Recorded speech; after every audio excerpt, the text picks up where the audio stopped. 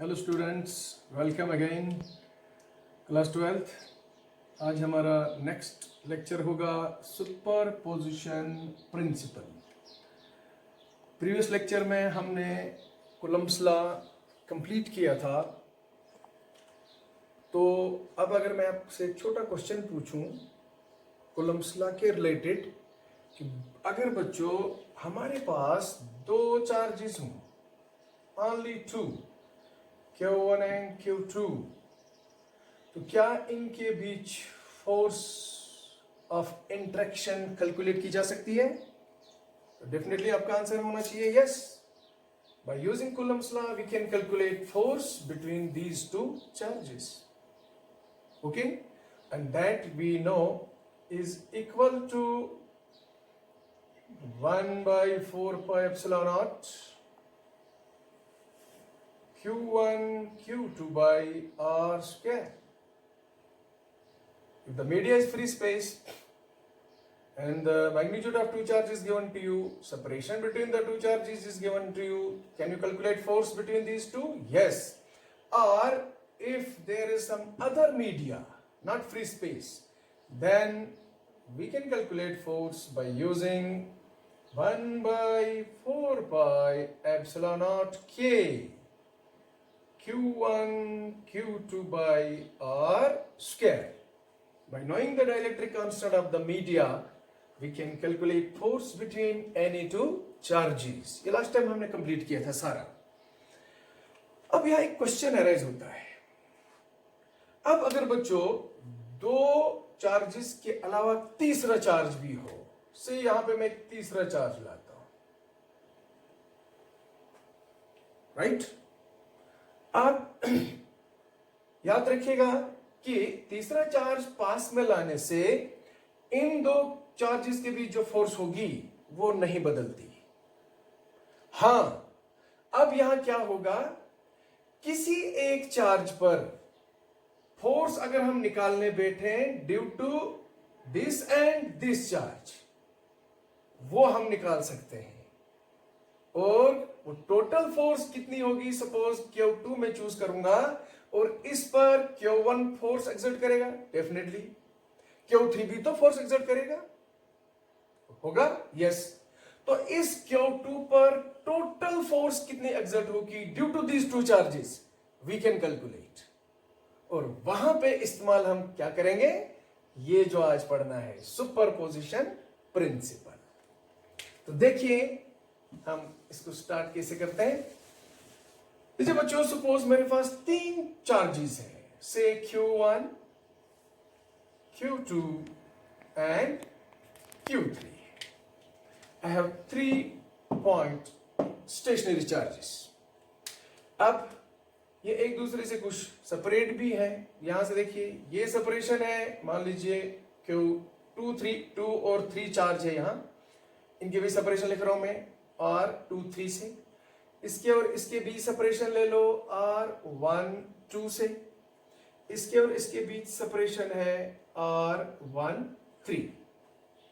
अगर अब हम ये देखना चाहें कि इस Q1 पर Q2 भी तो फोर्स एक्सर्ट करेगा, Q3 भी फोर्स एक्सर्ट करेगा, तो इस Q1 पर total force, net force, resultant force कितनी होगी, वो हम कैसे निकालेंगे? उसके लिए हमें सीखना पड़ेगा प्रिंसिपल ऑफ सुपरपोजिशन या सुपरपोजिशन प्रिंसिपल। वेरी सिंपल, देखिए कैसे करेंगे। सबसे पहले हमने देखिए क्या करना है बच्चों, भूल जाओ Q3 2 मिनट के लिए मान लो है ही नहीं। I have only these two charges. बोलो अब आपने चूज किसको किया है, टारगेट किसको माना है? आपने टारगेट माना है Q1 को। हमने निकालना है Q1 पर net force due to these two charges.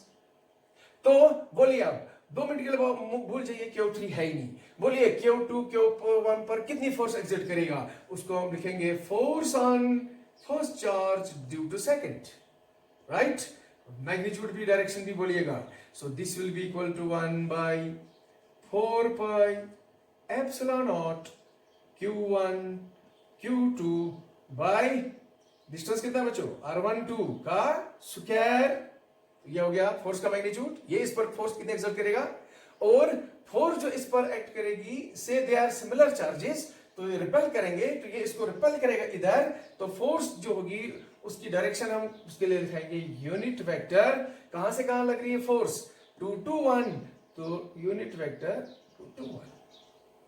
ये है वो जो फोर्स जो ये चार्ज इस पर एक्सर्ट करेगा, राइट? मैग्नीट्यूड भी और डायरेक्शन भी। डन। चलिए अब हम फिर भूल जाते हैं Q2 2 मिनट के लिए, मान लो यहां से रिमूव कर दो इसको, मान लो है ही नहीं। अब आपके पास कौन है? Q3 और Q1। क्या Q3 Q1 पर फोर्स एक्सर्ट करेगा? यस। कितनी फोर्स होगी? Again you use Coulomb's law, we can calculate force on first charge due to third. This will be equal to 1 by 4 pi epsilon naught Q1 Q3 by distance कितना बचो? R13 का square, और ये इसको repel करेगा और direction of force ये होगी। सो उसके लिए हम लिखेंगे यूनिट वेक्टर। फोर्स कहां से कहां लग रही है? ये वाली फोर्स, ये 3 to 1, सो 3 1। तो अब इस Q1 पर दो फोर्सेस लग रही हैं, due to Q2 due to Q3, right? तो बोलिए बच्चों अब क्या इस Q1 पर नेट फोर्स निकाली जा सकती है? हाँ, उसके लिए हम यूज करेंगे सुपरपोजिशन प्रिंसिपल। और प्रिंसिपल क्या कहता है? प्रिंसिपल कहता है, उसूल कहता है कि इस पर जो नेट फोर्स होगी वो दोनों फोर्सेस का वेक्टर सम होगा। यह था F12 और ये थी F13, तो दोनों का वेक्टर सम देगा net force on the charge Q1। Therefore using principle of superposition यहां क्या लिखेंगे? या as per principle of superposition total force on Q1 F1 लिख रहा हूं मैं, ये बराबर होगी दोनों फोर्सेस का वेक्टर सम। ये है बच्चों प्रिंसिपल ऑफ सुपरपोजिशन। तो यहां फिर अगर आप चाहें इस रिजल्टेंट फोर्स का मैग्नीट्यूड डायरेक्शन निकाल सकते हैं। अब आपने पढ़ा है, अगर मैं इन दोनों फोर्सेस की मदद से एक पैरेललोग्राम बनाऊं तो वो जो क्या ये रिजल्टेंट फोर्स होगी, ये डायगोनल किसका? इस पैरेललोग्राम का। और ये रिजल्टेंट फोर्स जो है ये हमने पढ़ा है 11th में कि इसका रिजल्टेंट जो है, इन दोनों का जो रिजल्टेंट ये होगा diagonal of a parallelogram. Using parallelogram law इसका मैग्नीट्यूड निकाला जा सकता है, इसकी डायरेक्शन निकाली जा सकती है। तो लिहाजा ये है वह सुपरपोजिशन प्रिंसिपल का इस्तेमाल। अब ये तो मैंने एक Q1 पर फोर्स निकाली ड्यू टू Q3। अब हम थोड़ा सा फिर आपसे क्वेश्चन पूछते हैं। बोले बच्चों अब अगर हम आपसे पूछते हैं, बोलो बच्चों टारगेट बनाओ आप Q2 को। What is net force on Q2 due to Q1 due to Q3? Can we calculate? Yes. Q1 कितनी फोर्स एक्सर्ट करेगा? Yes. That will be force on Q2 due to 1. Can we calculate? और हम निकाल सकते हैं expression से, जैसे ये निकाला वैसे निकालेंगे। Q3 कितनी फोर्स एक्सर्ट करेगा? Yes. That is force on 4 second due to third. इनका हम लिख सकते हैं, एक्सप्रेशन भी लिख सकते हैं। तो नेट फोर्स निकल जाएगी इन दोनों का वेक्टर सम। हो गया सेकंड केस। फिर अगर हम चाहें, बोलिए बच्चों अगर हम फिर टारगेट ले लें किसको? Q3 को। बोले Q3 पर Q1 भी फोर्स एक्सर्ट करेगा, Q2 भी फोर्स एक्सर्ट करेगा। नेट फोर्स निकालो। क्या निकाले जा सकते हैं इसी तरीके से? यस। तो that means principal of superposition कहां पे यूज करोगे? जब भी दो से ज्यादा चार्जेस इंटरेक्ट करें, राइट? उन चार्जेस के किसी भी एक चार्ज पर टोटल फोर्स सारे चार्ज कितना एक्सर्ट करेंगे, उसके लिए हम यूज करते हैं principal of superposition. Coulomb's law कहां इस्तेमाल होता है? सिर्फ और सिर्फ दो चार्जेस के बीच फोर्स ऑफ इंटरेक्शन निकालने के लिए। लेकिन जब दो से ज्यादा चार्जेस इंटरेक्ट करें तो किसी एक चार्ज पर सारे चार्जेस, पूरा सिस्टम ऑफ चार्जेस कितनी फोर्स एक्सर्ट करेगा, उसके लिए हम यूज करते हैं प्रिंसिपल ऑफ सुपरपोजिशन। अब मैं इसको डिटेल में जाऊंगा, जरा फिगर देखिए बच्चों। अब इस फिगर में देखिए मैंने क्या दिखाया है, मैंने 3 कोऑर्डिनेट सिस्टम दिखाया है, x एक्सिस y z, और फ्री स्पेस में मैं चूज कर रहा हूं n charges, system of charges. कितने हैं? n पॉइंट चार्जेस हैं, Q1 Q2 Q3 Q4 up to Qn। उन की लोकेशन क्या है, पोजीशन क्या है, वो मैं दिखा रहा हूं। देखिए पहला कितना दूर है ओरिजिन से, उसके लिए पोजीशन वेक्टर r1 यूज कर रहा हूं। This position vector like this, position vector जो पोजीशन दिखाने के काम आता है, राइट? दूसरा चार्ज ओरिजिन से कितना दूर है, उसका पोजीशन वेक्टर r2। उसके बाद मैंने एक चार्ज यहाँ Q के नीचे नॉट लिखा है, इसकी बात मैं करूंगा अभी। तो ये भी चार्ज है, तो ये कितना दूर है, r0। फिर लास्ट चार्ज है ns चार्ज, उसको Qn से लिख रहा हूं, ये कितना दूर है, r है। बिफोर प्रोसीडिंग मैं थोड़ा सा इस क्यू नॉट के ऊपर बात करना चाहूंगा। बच्चों याद रखना, हम अक्सर चार्ज को लिखते हैं प्लस क्यू और माइनस क्यू से, राइट? तो इन दोनों को हम बोलते हैं सोर्स चार्ज। क्या बोलते हैं हम? Source charge. मतलब ये कि जब हम कोई स्ट्रांग चार्ज कंसिडर करें, सोर्स चार्ज हुआ वो चार्ज बड़ा स्ट्रांग हो, जिसका इलेक्ट्रिक फील्ड स्ट्रांग हो। अभी इलेक्ट्रिक फील्ड हमने करना है डिटेल में, तो इतना याद रखो, बहुत स्ट्रांग चार्ज, राइट? और उसके साथ फिर हम लिखते हैं क्यू के नीचे एक चार्ज को हम लिखते हैं नॉट। नॉट मतलब कुछ भी नहीं, लेकिन इसको हम बोलते हैं टेस्ट चार्ज। अब बोलिए क्या डिफरेंस है दोनों में, सोर्स चार्ज और टेस्ट चार्ज में? ये वो चार्ज जो बहुत स्ट्रांग है और ये वो चार्ज है जो बहुत वीक है, राइट? टेस्ट इसलिए हम इसको नाम दे रहे हैं, हम बच्चों इसको यूज करते हैं फॉर टेस्टिंग। जैसे जब साइंटिस्ट कोई नई चीज इजाद करता है, कोई दवाई नई निकाली, वैक्सीन कोई निकाली, तो पहले इंसान को डायरेक्ट नहीं दी जाती, चूहे को दी जाती है या किसी एनिमल, छोटे से एनिमल को दी जाती है। मरेगा तो एनिमल, इंसान नहीं ना मरेगा, राइट? तो इस तरीके से ये बच्चों छोटा सा मामूली सा चार्ज होता है, इसको हम बोलते हैं टेस्ट चार्ज। और किससे डिनोट करते हैं? क्यू नॉट से। चाहे पॉजिटिव नेगेटिव हो, इसका मैग्नीट्यूड जब बहुत ही स्मॉल हो तो इसका कोई असर नहीं होगा सोर्स चार्ज पे। हाँ, सोर्स चार्ज का असर इस पे हो सकता है। मैं ऐसे एग्जांपल दूंगा, see prime minister is there and हम आम आदमी इज देयर। बोले पावर किसकी? प्राइम मिनिस्टर की, हम आम आदमी की? प्राइम मिनिस्टर की। जो ऑर्डर करेगा इंप्लीमेंट होगा पूरी कंट्री पे। सेम वही, सोर्स चार्ज को प्राइम मिनिस्टर मानो, टेस्ट चार्ज को आम आदमी मान लो। इसके लिए गुड। तो लिहाजा ये जो बच्चों मैंने यहाँ पे एक चार्ज दिखाया है, राइट? ये जो चार्ज मैंने दिखाया है Q naught, this is your test charge, और बाकी सारे सोर्स चार्जेस हैं। डेफिनेटली सी बात है कि सारे चार्जेस इसी पर एक्सर्ट करेंगे फोर्स। तो लिहाजा अब क्लियर आपको हुआ होना चाहिए कि मैंने क्यों चूज किया टेस्ट चार्ज। मैं निकालना चाहूंगा इस टेस्ट चार्ज पर ये सारे एनएच चार्जेस कितनी टोटल फोर्स एक्सर्ट करेंगे, ये है मेरा क्वेश्चन, और इसमें प्रिंसिपल ऑफ सुपरपोजिशन यूज होगा। तो चलिए शुरू करते हैं। सबसे पहले आप बच्चे मुझे बताएं, इस चार्ज से Q1 कुछ दूर है ना? यस, ये फासला है, ये देखिए ये डिस्टेंस है, वो हम लिख सकते हैं कितना डिस्टेंस है जब एक्सप्रेशन लिखेंगे। और मान लीजिए सारे आइडेंटिकल चार्जेस हैं, सारे पॉजिटिव चार्जेस हैं, तो दे रिपेल ईच अदर। तो सबसे पहले मुझे बताइए बच्चों, इस क्यू नॉट पर क्या Q1 फोर्स एक्सर्ट करेगा? मान लो बाकी कोई चार्ज फिलहाल है ही नहीं। यस, ये इस पर फोर्स एक्सर्ट करेगा, वो हम ए से दिखाएंगे, और ये होगी force on test charge due to first charge F01, right? और बताइए कितनी होगी? You can write force on test charge due to first charge, This can be, ये दो ही है तो Coulomb's law, 1/4 pi epsilon naught Q1 Q naught by, बोले बच्चों डिस्टेंस कितना है यहां से यहां, फर्स्ट चार्ज से Q नॉट तक, क्या लिखेंगे? R1 not. हो गया, ये हो गया बच्चों फोर्स का मैग्नीट्यूड। ये इस पे कितनी एक्सर्ट करेगा? डायरेक्शन भी आप दिखा सकते हैं। फोर्स की डायरेक्शन के लिए यूज क्या करेंगे? Unit vector. कैप लगाओ आर को, यूनिट वेक्टर, कहां से कहां फोर्स लग रही है? शाबाश, Q1 से Q नॉट की ओर, 1 to not. Done, very good. चलिए उसके बाद अब Q1 हो गया, अब Q2 कितनी फोर्स एक्सर्ट करेगा? कुछ फासला है इनके बीच, राइट?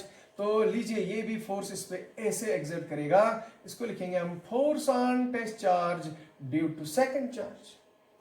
बाकी को फिलहाल नेग्लेक्ट करो, एक एक को लेके, राइट? तो दो चार्जेस आएंगे तो इनके बीच कोलम्स लॉ यूज किया जा सकता है। तो we write force on test charge due to source charge second will be equal to 1/4 pi epsilon naught Q2 Q naught by, कितना डिस्टेंस लेंगे हम? 2 और नॉट के बीच, 2 नॉट का स्क्वायर, यहां it is square, Coulomb's law. और direction क्या दिखाएंगे हम? Unit vector. तो आर कैप, कहां से कहां फोर्स लग रही है? सेकंड से नॉट की ओर, 2 नॉट। इसी तरीके से third charge, fourth charge, fifth charge, और लास्ट पे किसकी बारी आएगी? nth की। तो ये फोर्स ऐसे एक्सर्ट करेगा, force on test charge due to n। So इस तरीके से हम मैं यहां force on test charge due to third expression जरा लिखूंगा, वो हम लिख सकते हैं 1/4πε0 क्यू। हाँ जी, कहाँ से कहाँ लग रही है? थर्ड से, नॉट की ओर। 3Q0 बाई R, 3 नॉट होगा डिस्टेंस का स्क्वायर, और ये फोर्स लगेगी 3 से नॉट की ओर, यूनिट वेक्टर 3 नॉट। तो लाइकवाइज हम कहाँ तक जाएंगे? nth की ओर। तो force on test charge due to nth source charge will be equal to 1/4πε0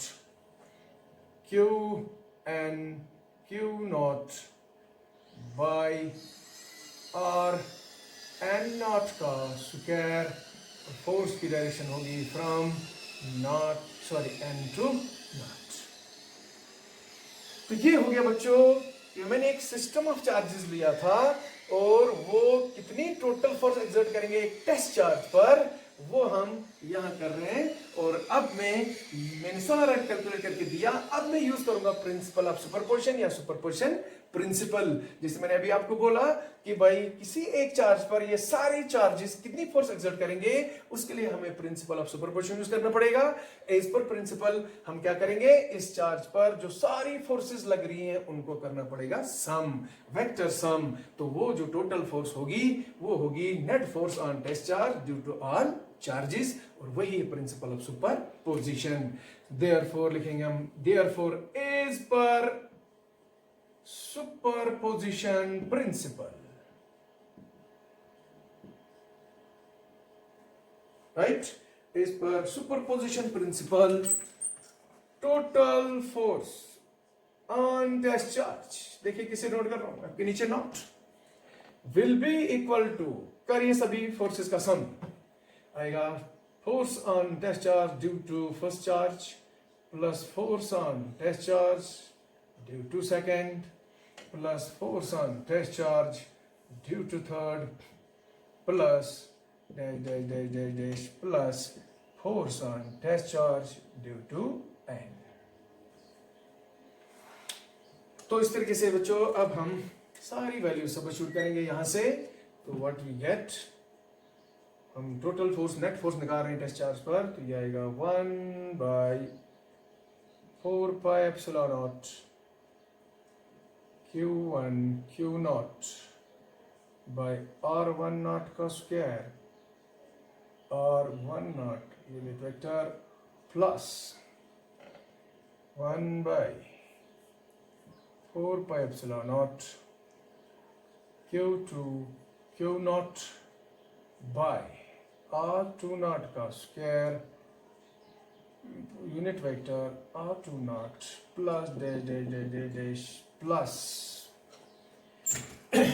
1/4πε0 Qn Q0 by Rn0 का स्क्वायर, और यहाँ पे position vector n0।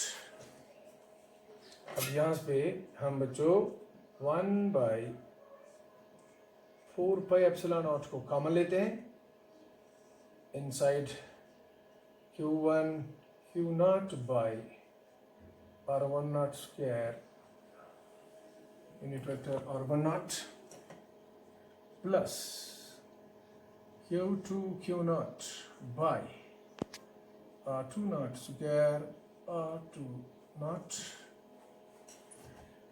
Plus Qn Q0 by Rn0 का square unit vector Rn0 common निकाला हमने। अब इसको मैं इन शॉर्ट इसे लिख सकता हूं, implies total force on test charge due to n charges is equal to 1/4πε0। बच्चों ये सम हो रहा है इनसाइड द ब्रैकेट, तो मैं यूज करूंगा सिंबल समेशन का, फिर लिखूंगा Q देखिए यहाँ Q1 फिर plus Q2 plus Q3 up to Q1 है, तो मैं लिखूंगा QI। I की वैल्यू होगी बच्चों यहाँ पे 1 to N। इसके साथ है Q नॉट एंड तक, तो Q नॉट ही लिखेंगे। ओके, और उसके बाद डिनोमिनेटर में है R1 naught square, R2 naught square and to Rn naught square, तो क्यों ना लिखें इसको Ri नॉट स्क्वायर। I की वैल्यू लगेगी 1 to N, सम करना है। और यूनिट देखो R1 not, R2 not, Rn not, तो आएगा Ri not. So this is the final। तो आगे हम थोड़ा और कर सकते हैं, लेकिन यहां तक भी करेंगे, it's okay. So this is the net force on test charge, right, due to all n source charges. और यूज किया मैंने प्रिंसिपल ऑफ सुपर पोजिशन। तो इस तरीके से ये था आपको समझना कि कैसे हम निकाल सकते हैं किसी एक चार्ज पर नंबर ऑफ चार्जेस कितनी फोर्स एक्सर्ट करेंगे, उसके लिए यूज करना पड़ता है सुपरपोजिशन प्रिंसिपल। इस पर मैं कुछ न्यूमेरिकल वर्क भी कराऊंगा। तो आई थिंक आपको समझ आया होगा ये सारा। ओके, अगर बाय द वे किसी को प्रॉब्लम कहीं आती हो तो मुझे कॉल कर सकता है, नंबर आपके पास पड़े हैं। तो थैंक यू वेरी मच।